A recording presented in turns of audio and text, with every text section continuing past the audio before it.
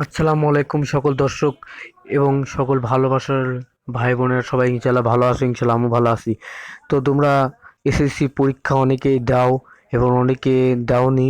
তো যারা পরীক্ষা দেওনি তাদেরকে আমি বলছি, যারা 2025 সালে এসএসসি পরীক্ষা দিও তাদেরকে বলছি যে তোমরা ওই মার্কশিট যে দিবে প্রথমে, তোমার যে যে বোর্ড থেকেই আসুক না কেন, তোমাকে যে ওই মার্কশিট দেওয়া হবে সেই ওই মার্কশিটটা যেন ভালো করে পূরণ করো।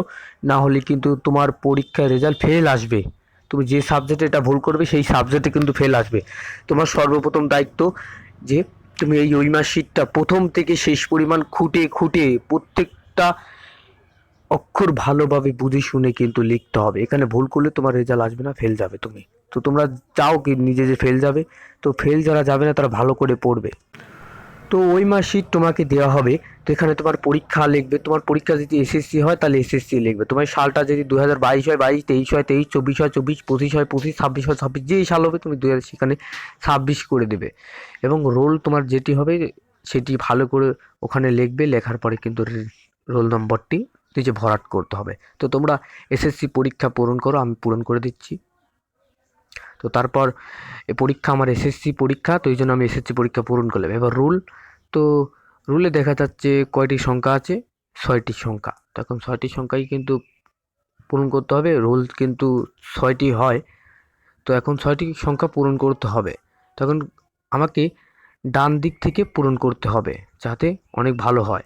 তো অনেক সময় দেখা যায় ভুল হয়ে থাকে, ভুলগুলো করবে না, ডান দিক থেকে পূরণ করবে। তারপর ভরাট করবে। তো ভরাট যাতে ভুল না হয় সেভাবে কিন্তু তুমি উপরে লিখলে একরকম এবং ভিতরে ভরাট করলে আর এক রকম, সেটা কিন্তু ভুল হবে। সবসময় ডান দিক থেকে ভরাট করবে। তো ওখানে 7 হলো, 7টি আমি একটি একটি ফুটা দিয়ে দিলাম যাতে আমার 7 কনফিডেন্সে থাকে যেটা আমি গোল ভরাট করব। তো তোমরা এটা আমার ভিডিও দেখতেই পাচ্ছ, সেগুলো করবে। তো আমি প্রথমে ফোঁটা দেওয়ার পরে এভাবে ভরাট করছি। ভালোভাবে ভরাট করবে যাতে ভরাটটি অন্য অক্ষরে না যায় লাগে, যাতে ওই অক্ষরটাতে শুধু থাকে।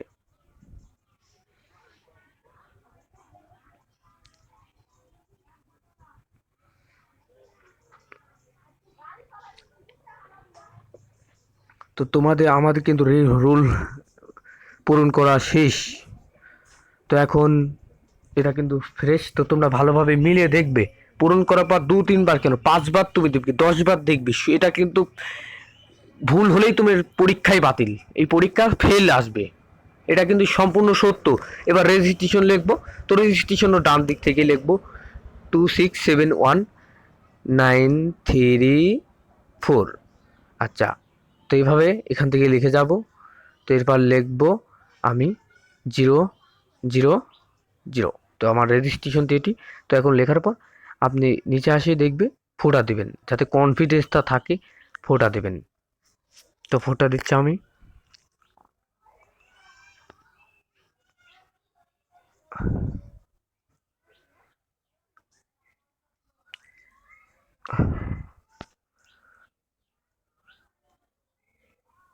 তো এবার তোমরা ভরাট করা শুরু করবে ফাইনভাবে, যাতে প্রত্যেকটা ফোঁটাতে তোমরা করতে পারো, যাতে পরীক্ষায় কিন্তু অল্প সময়ের মধ্যে এটা পূরণ করতে হবে। তো পরীক্ষা যখন এই ওই মাস শীটটি দিবে তখনই তুমি ভরাট করা শুরু করবে, কোনো মিক না দেখে কে কি করলো। এটা তুমি এসএসসি পরীক্ষা দেখবে না, তোমার নিজের বিষয় নিজে, তুমি নিজে ফেল গেলে কিন্তু কারোর কোনো সমস্যা নেই, তোমার সমস্যা বাড়ি থেকে অনেক চাপ পড়বে। এটা যদি ভুল করো তাহলে তুমি 1 রুল বা 2 রুল বা কোনো ভালো ছাত্র হয়ে তুমি ফেল যাবা, এটা কিন্তু গ্যারান্টি একদম। এই একটু অক্ষর তুমি যেটি ভুল করো এই ওই মার্কশিটে, তাহলে তোমার রেজাল্ট ফেল আসবে। এটা কিন্তু ভালো করে পূরণ করবে। তো আমি কিন্তু এটা অনেক গুরুত্ব দিয়ে পূরণ করছি। এটা তুমি 5 বারের জায়গায় 10 বার দেখবে, সমস্যা নেই। ভুল হলেই কিন্তু তোমার খাতা বাতিল। তো ভিসা কোডটি লিখবো, 137 ভিসা কোড দিলাম। এবার 7টি আমি ভরাট করব, মানে গোল দিয়ে দিলাম। তারপর 1টি ভরাট করব। এবার ভরাট করব।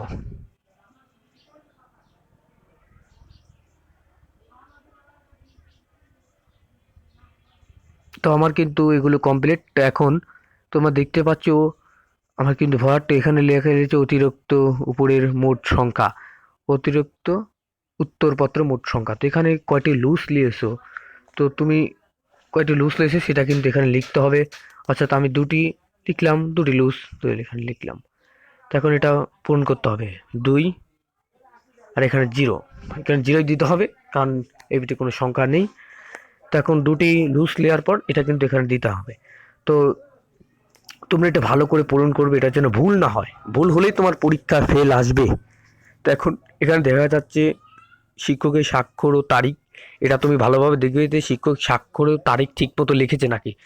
এটা না লিখে কিন্তু তোমার খাতা বোর্ডে চলে গেলে ফেল আসবে। এটা তুমি তোমার খাতা তুমি সবসময় নিরাপদ স্থানে এবং খাতাতে কোনো কালি যেন না ভরে, এটা ভালো করে। আর নিচে দেখছো, নিচে এই এই পত্রগুলোতে কোনো চিহ্ন দিবে না, এগুলো কিন্তু অমনেই থাকবে। এগুলো কোনো স্পষ্ট হাতের স্পষ্ট করলে এগুলো কিন্তু বাতিল হবে। তো মানে কলমের কালি বিভিন্ন ধরনেরই হয়ে থাকে, তো দবে কোনো কলমের কালি ফেলানো যাবে না, উপরে শুধু একটি পূরণ করতে হবে। তো এগুলো নিচে দেখা যাচ্ছে, এগুলোতে ছাড় মার দিবে, কতটি প্রশ্ন কয়টা মার্ক এগুলো এখানে দেওয়া থাকবে। তো পরীক্ষক বোর্ড তোমার বোর্ডে দিয়ে দিবে, তো এগুলো এখানে দেওয়া থাকবে। তো এগুলো এখান থেকে লেখা হবে, এগুলো টিচার মার দিবে তোমাকে। তো এসএসসি এইচএসসি পরীক্ষায় ভুলেও ওই মার্কশিট কোনো কাটাকাটি করবে না, তাহলে তোমার এসএসসি পরীক্ষার কিন্তু 12টা বেজে যাচ্ছে। তুমি ভুল যদি করো তবু স্যারকে জিজ্ঞাসা করবে, সে যদি ওই মার্কশিট পাল্টে দেয় দিবে, কিন্তু চুপ করে থাকবা না, ওখানে কিন্তু ফেল গেলে তোমারই ক্ষতি হবে। আর তুমি যদি কোনো ভুল করে থাকো সেটা কিন্তু ফেল। তুমি যদি সারা বছর নামাজ পড়ো তবু হবে না। তো দর্শক ভালো আছো, ইনশাল্লাহ আমি ভালো আছি, সে ভালো থাকবে। পরবর্তী ভিডিওতে দেখার জন্য আমন্ত্রণ রইল এবং চ্যানেলটিকে সাবস্ক্রাইব করো নতুন নতুন ভিডিওর জন্য। তো তোমরা যারা 2025 সালে এসএসসি পরীক্ষা দেবে তাদের কিন্তু শর্ট সিলেবাস প্রশ্ন, তো তোমরা তারা শুধু বই থেকে পড়বে, কারণ গাইড থেকে কোনো প্রশ্ন হবে না, সম্পূর্ণ বই থেকে প্রশ্ন হবে। তোমরা বই বেশি বেশি করে পড়ো। ধন্যবাদ।